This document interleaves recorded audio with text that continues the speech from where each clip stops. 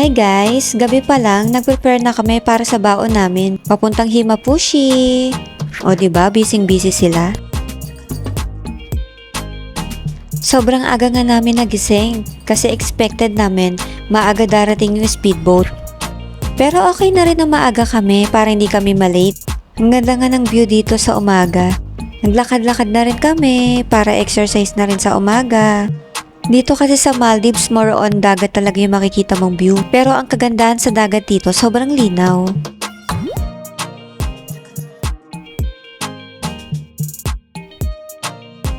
Eto na nga, malapit na kami doon sa sasakyan naming ferry boat or speedboat.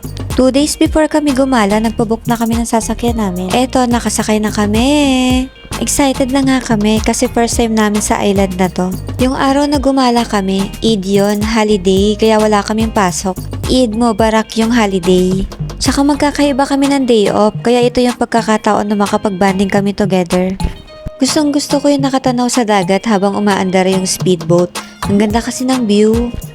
Nakakaaliw lang pagmasdan. More on beach kasi dito sa Maldives, kaya sinusulit namin yung mga time na pwede kaming gumala. Sobrang daming magagandang resort dito sa Maldives. Kaya lang, sobrang mahal. Kaya doon lang kami sa afford namin. Kung mapapanood nyo sa social media, yung sobrang gandang mga resorts sa Maldives, mapapawaw ka talaga. Mapapawaw ka rin sa presyo. Habang nasa biyahe nga kami sa speedboat, natatanaw namin yung mga magagandang resort dito. Sobrang ganda.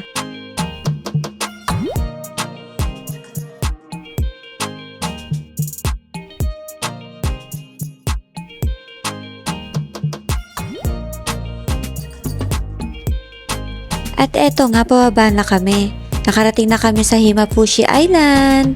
Yun, nagpabook kami, ang nakalagay 1 hour. Pero nung inorasan ko, nasa 20 minutes lang yung biyahe namin. Ito yung view pagkaba namin.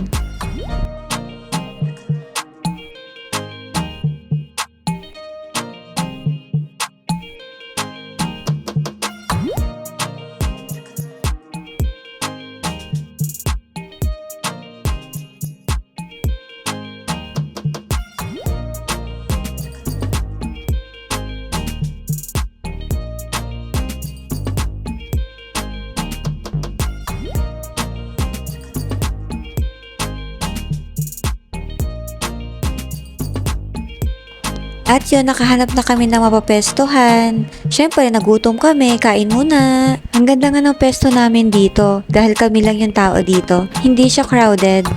Oh, ayan, feel na feel ng marimar nyo, pagod na.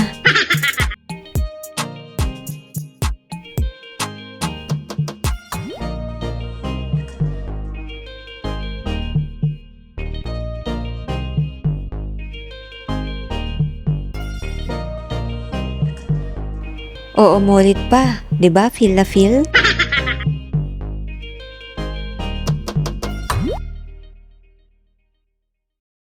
At syempre, hindi mawawala yung aurahan. Feel na feel natin, 'di ba?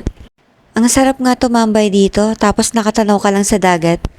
Hindi pa kami naligo niyan kasi sobrang init. Nagpahapon muna kami bago kami naligo sa dagat.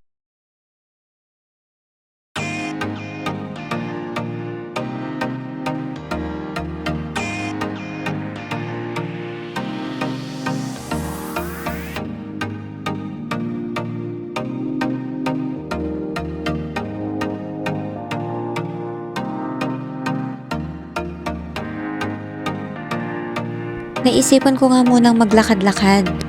Tapos nakita ko nga ang ganda ng view dun sa may unahan.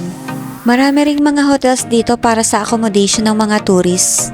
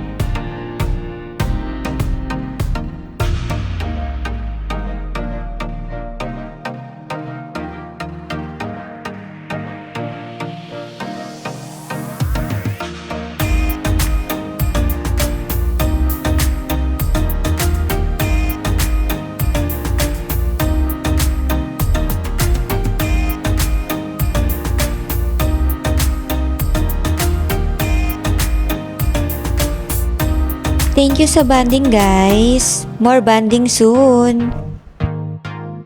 At ayan, naglalakad na kami pa uwi. Hapon na rin kami umuwi, mga 6 p.m. At may nakita nga kami mga restaurant dito. Mura lang din. Nagmerienda muna kami habang nag-aantay ng speedboat.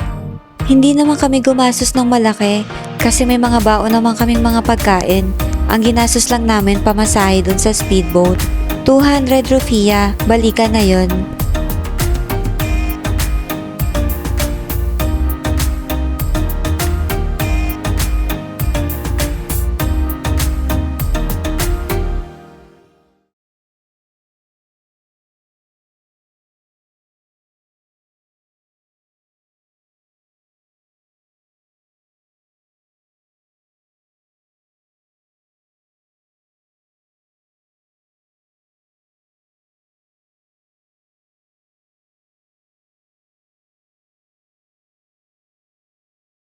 Pauwi na kami guys.